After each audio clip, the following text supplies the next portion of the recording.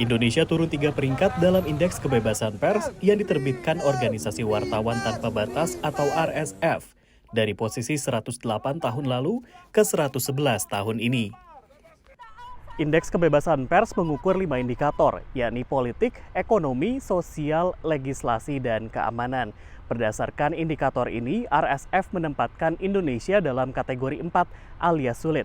Di Asia Tenggara, Indonesia masih lebih baik daripada Singapura, Filipina, dan Vietnam. Namun di bawah Malaysia, Thailand, dan jawara regional Timor Leste. RSF mencermati 2 tantangan utama di Indonesia, yakni kekerasan terhadap insan pers dan regulasi yang menghalangi kerja wartawan.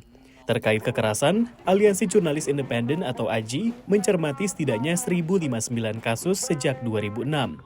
3 kasus terbanyak adalah kekerasan fisik, ancaman, dan pelarangan liputan. International Media Support yang mendukung kerja-kerja jurnalis di Indonesia mencermati lemahnya pencegahan dan penuntutan kasus-kasus ini.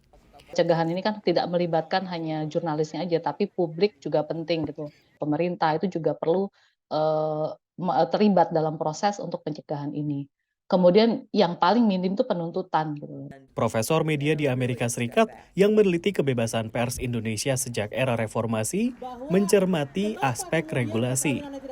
Selain Undang-Undang Informasi dan Transaksi Elektronik atau Undang-Undang ITE, dia melihat revisi Undang-Undang KUHP yang akan berlaku 2 tahun lagi akan jadi tantangan besar.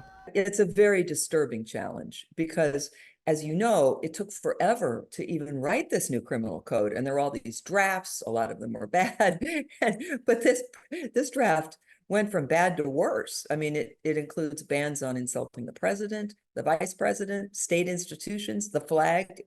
Sementara Prabowo Subianto yang akan dilantik pada Oktober belum terlihat komitmennya.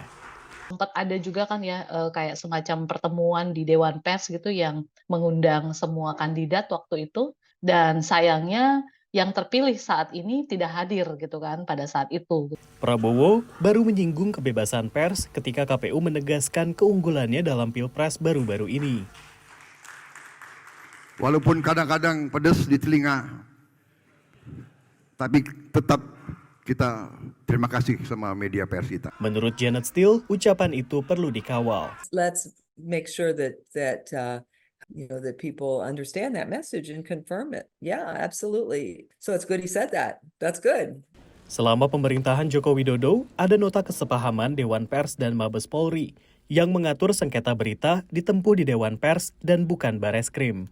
Sementara organisasi masyarakat sipil telah membentuk Komite Keselamatan Jurnalis serta Konsorsium Jurnalisme Aman. Dari Washington DC, Rio Tuasikal, VOA.